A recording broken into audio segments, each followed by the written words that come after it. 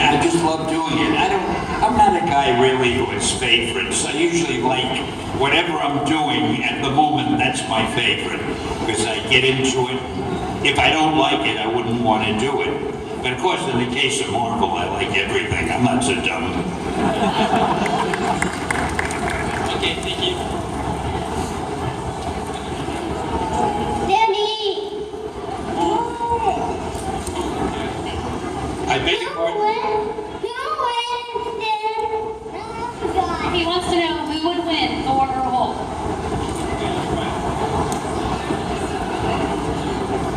That's a very difficult question to answer. Scientifically, no, I'm going to have to say I think it would be a draw. You see, Thor is about as strong as anybody could be, and he's a god. So nobody can beat him, but the Hulk gets stronger as he keeps fighting. So if he keeps getting stronger and stronger, nobody can beat him. So you know what we had best do? Let us all seriously pray. Now this is a serious moment. Let us pray that Thor and the Hulk never have to fight each other.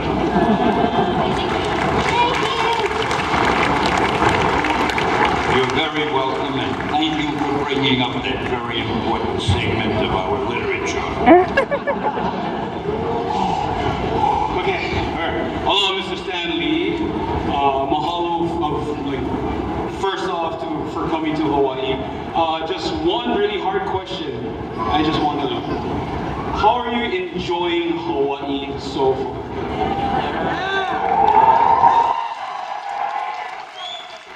First of all, nobody should thank anybody for coming to Hawaii.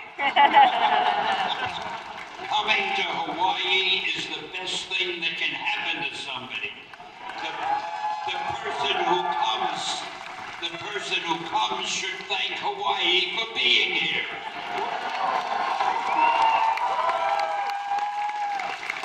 It's probably the greatest place on earth.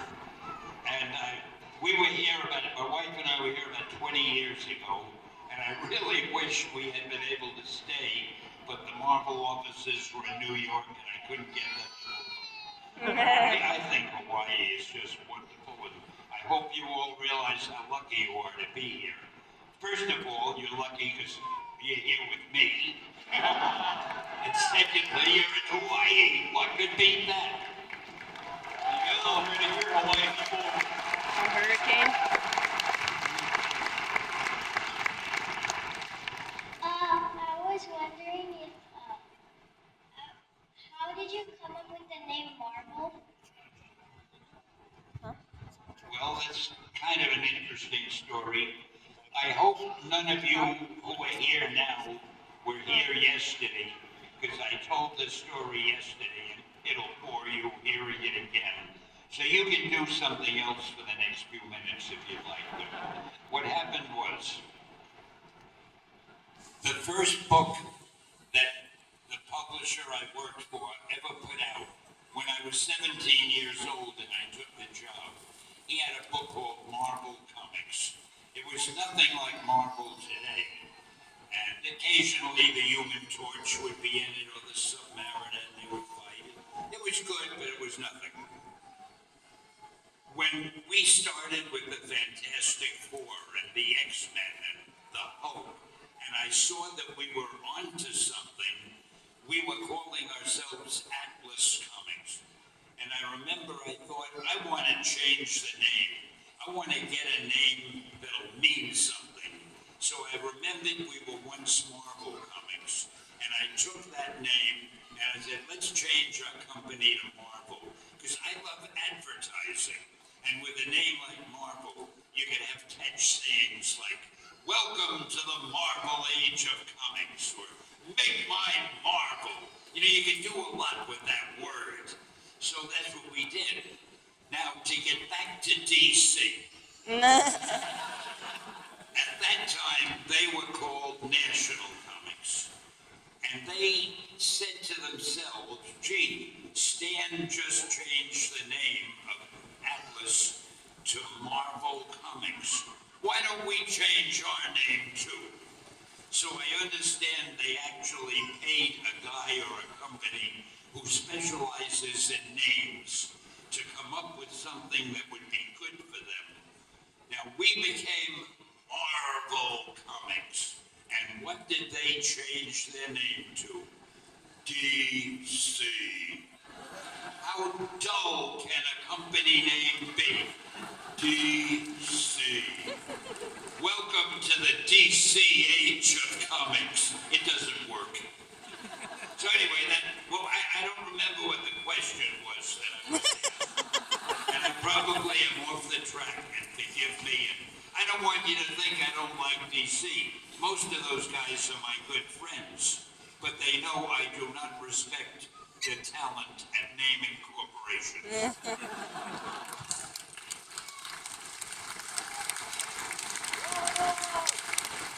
What was your favorite comic book that you have ever wrote?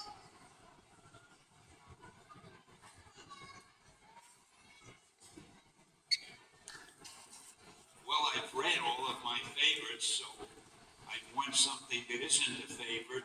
I haven't read many Deadpool stories. Maybe I would take that up. I see there's no point taking up stories I've already read because I know them by heart. I'm my own, I don't know if I ever told you this. I am my own biggest fan. I love everything I write, and I read it over and over, and I memorize it by heart. And I say, how was I smart enough to write this? So I'm really my biggest fan. I forgot the question. Lee, I've been given permission to ask two questions. One, is there ever going to be a Hawaiian hero? And two, is there ever going to be a villain that overcomes a hero? What was number two? I heard number one. Is there going to be a villain you create who overcomes one of the heroes?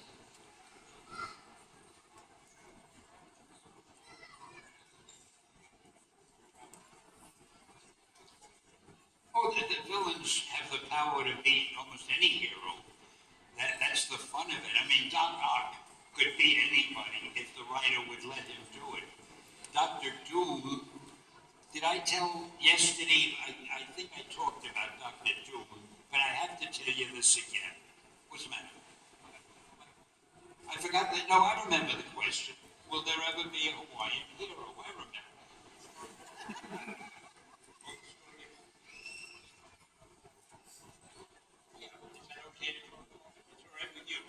Okay. This is a big philosophical subject that I'd like you to think about for those of you who are majoring in philosophy in college. Dr. Doom wants to rule the world. That's his ultimate objective. And he's one of Marvel's most serious villains. And I was thinking the other day, why is he considered a villain? Anybody could want to rule the world. I mean, you could walk up to a policeman and tap him on the shoulder, and you could say, "Officer, I'd like to rule the world." He can't arrest you. That's not a crime. You probably would like to rule the world if you could. So I have decided that Dr. Doom really isn't a criminal. He's just a guy who's misjudged by the rest of the population, and all he wants to do is rule the world. And I'd like you to, those of you who are majoring in psychology, you have my permission to write a thesis about this subject, and you'll probably get an honorary degree. Now, what was the question? You want us a Hawaiian superhero? See, you thought I forgot. I don't forget. It's not a bad idea. And you know what? When I get back to Marvel, I'm going to talk to them about it. I was going to say he could have a surfboard with some great power, but then we do have the Silver Surfer. Maybe the Silver Surfer could be Hawaiian. No, he couldn't. No, he's from not. another planet. Yeah. I'm going to have to give it a lot of thought, but I want you to know I will be working on it.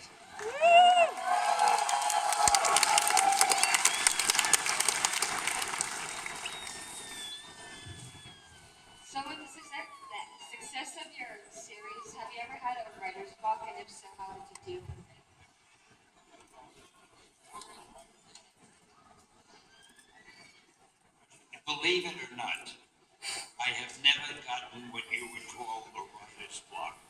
The only thing that would happen is I'd get so damn tired and fall asleep over the typewriter. In those days, I used a typewriter. But there are so many ideas floating around all the time. It's not hard to think of something. And no, writer's block has never bothered me. That was a very dull answer, wasn't it? Remind me never to give that answer again. Let me think about that. Hello, Stan. Yeah. It's no secret that Gwen Stacy has always been one of your favorite characters, and you're disappointed in her death. How do you feel about her newfound popularity in the Spider-Gwen series and the new movies?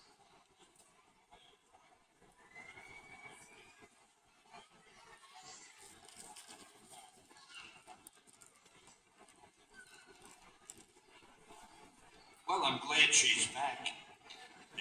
I didn't kill Gwen Stacy, you know. A writer named Jerry Conway did. I turned the script over to him for a while because I had to go to Europe on some business. And when I came back, I found out he had killed Gwen Stacy. I was very upset about it. Mainly because a few months earlier, I had killed Captain Stacy, her father, and suddenly it looked as if we had a grudge against the Stacy family. But what was the question? If they found a way, and I haven't read how she came back, but if they found a way to bring her back, I'm delighted. See, I love the idea of two girls, Gwen Stacy and Mary Jane, and Spidey sort of being torn between the two of them.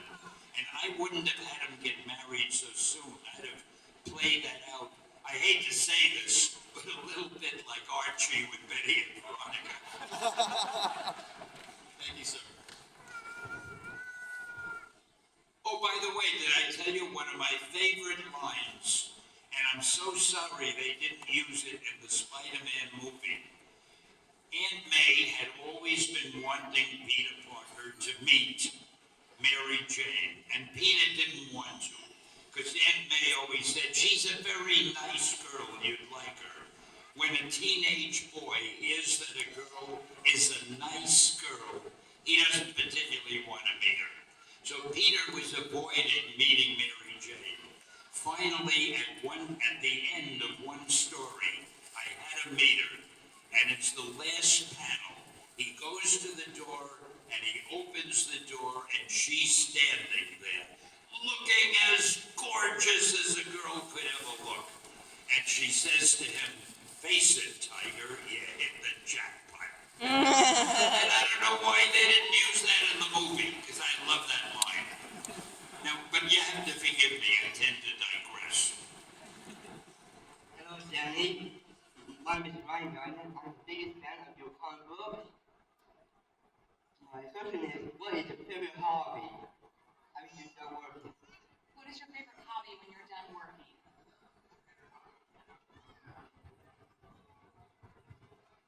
I liked him saying, I love your comic books. He could have stopped right there and made me very happy. When I'm not working, I'm always working. I'm not always writing, but we formed a little company about 10 years ago, a few people and me, called Pow Entertainment. And we do our own movies and so forth. We have a number of things that will be coming out. I can't announce them next, but I'll tell them to you next time I'm in Hawaii. So I keep busy on those movies and the television shows. Hey, did you ever see a television series called Stanley's Superhumans? Well, to me, that show should be a big hit, but for some reason the network doesn't promote it. But one funny thing I've got to tell you, they have one guy who takes a drill, an electric drill, and he holds it against his forehead and turns it on, and it doesn't hurt him, it doesn't cut him. I don't know how or why that happens. And the thing I kept thinking about was, what would make a guy wake up in the morning and say, gee, I wonder if I put an electric drill to my head if it would kill me. are so many people in real life who are as colorful as the people we write about in the comics. And we have that in that show, Stanley Superhumans. When I get back, I've got to see if we can get into a new network that'll push it. Because you people would love it.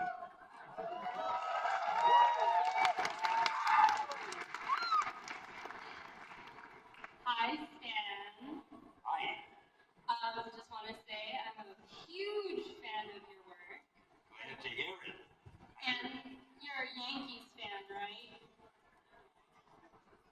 Oh, I'm every type of fan. See, I don't know who I'm talking to. If you're a Giants fan, I'm not a Yankee fan. Because I'm a coward. But if you're a Yankee fan, I'm a big Yankee fan. My question was, what motivates you to write? What motivates you to create? You've created so much and so many wonderful things. What drives you to create so many awesome things? Awesome comics. Greed. They pay me for it. No, I just love writing things and then seeing them come to life in some way, whether it's on the pages of a comic book or on a television screen or a movie screen. It's just so exciting. It's my hobby. You know, some men like to play golf or do whatever they do. I love to write stuff that somebody might read and enjoy. And they might say to me, because I'm a very vain person, they might say to me, gee, I read that and that was good. And that makes me feel good. Thank you so much. Thank you.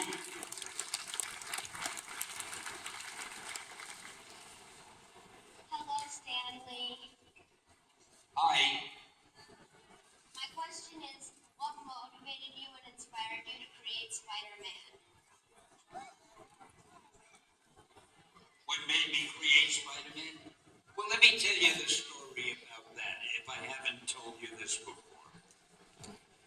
We had already done the Fantastic Four, and I think we had done the Hulk. I don't remember the exact order, but my publisher at the time said, Stan, we're on to something. I want you to create a new superhero. So I went home and I thought about it, and the first thing you have to think of is the power.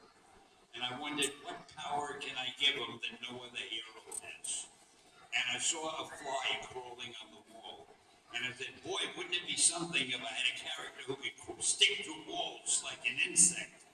So starting with that, I ran down a list of Insect Man, Fly Man, Mosquito Man, and then I got to Spider Man. And I thought, that sounds dramatic, Spider Man. Ooh, and he can shoot webs. And I loved the idea. And then I figured to make it even more different, I'd make him a teenager. And then I'd give him a lot of personal problems. And I was thinking, boy, nobody ever had a hero like this. So I ran into my publisher. And I said, I want to do a new hero for you called Spider-Man. He's a teenager with a lot of personal problems. And my publisher said to me, Stan, that is the worst idea I have ever heard. He said, first of all, people hate spiders, so you can't call a hero Spider-Man. Secondly, you want him to be a teenager? A superhero can't be a teenager. They can only be sidekicks. And you want him to have personal problems. Don't you know what a superhero is? They don't have personal problems. So I was not feeling too happy when I left his office. But we had a magazine we were about to kill because it wasn't selling that well. It was called Amazing Something. And when you're about to kill a magazine, nobody cares what you put in the last issue. So just to get it out of my system, I got Steve Ditko to draw Spider-Man for me, and I featured it on the cover of Amazing. And we published it and forgot about it. But a month later, the sales figures came in, and it was the best-selling book we had had that month. So my publisher called me into his office And he said, Stan, you remember that Spider-Man idea of yours that we both liked so much? I swear. He said, let's make it a series. And that's how Spidey was born.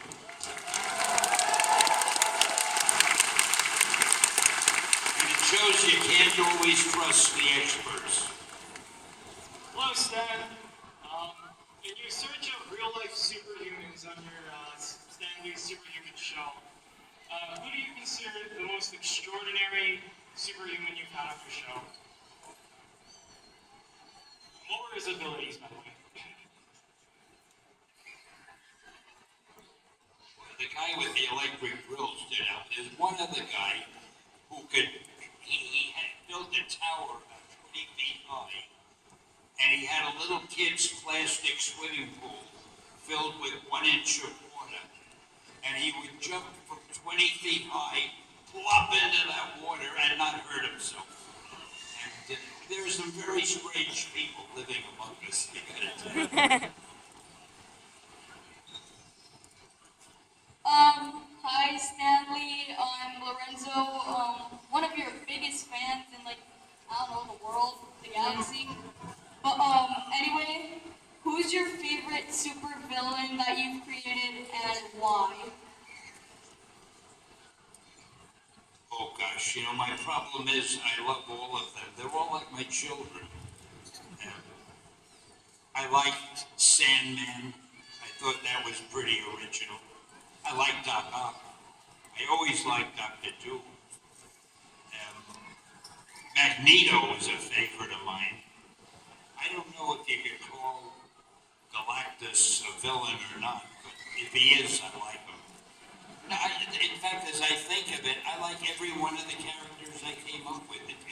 You may not know this, but I'm going to tell you. I really am my biggest fan.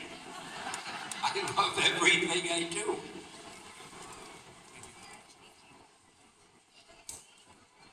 Hi, Stanley. My name is Kauhane, and my brother wasn't able to come today, so I'm here in his place. My question is, what character do you think you relate to the most? Iron Man. Yeah. I thought he would say that. If I had to be one of them, I'd want to be Tony Stark. He's rich, he's handsome, the women love him, he can do anything he wants to do, so he's got a problem with his heart. Big deal. Yeah, I like Tony Stark. And I gotta tell you, the guy who plays Tony Stark, nobody could play it better.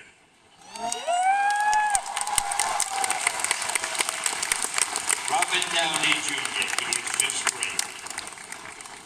Okay, we have one last question for you, Stan. Who is your favorite female character that you created?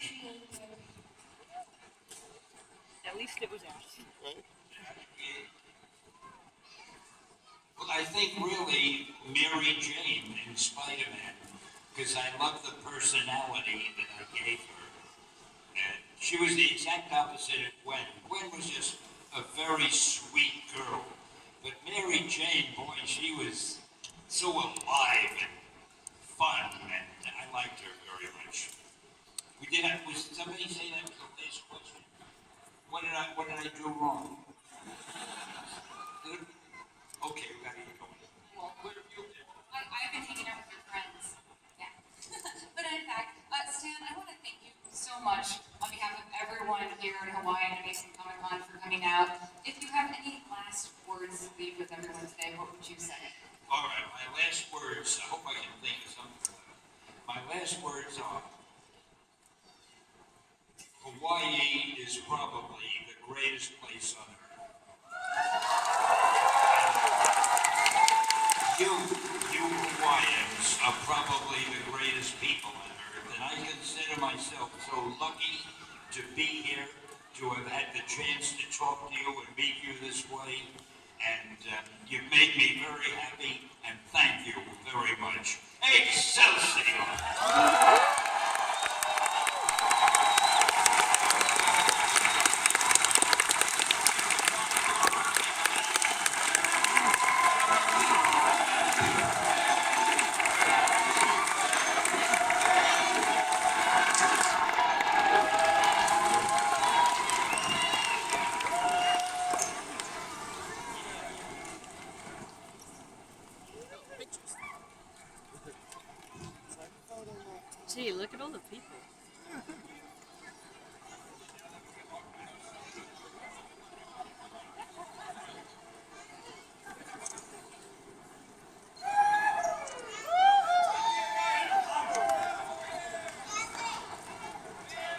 Last time, thank you more than I can ever say.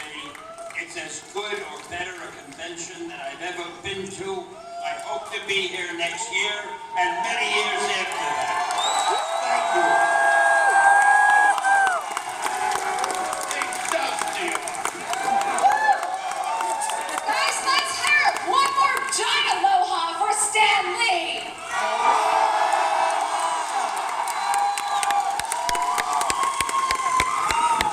All right, everyone, coming up next, we have the kids' costume contest. We just want to say a very lovely thank you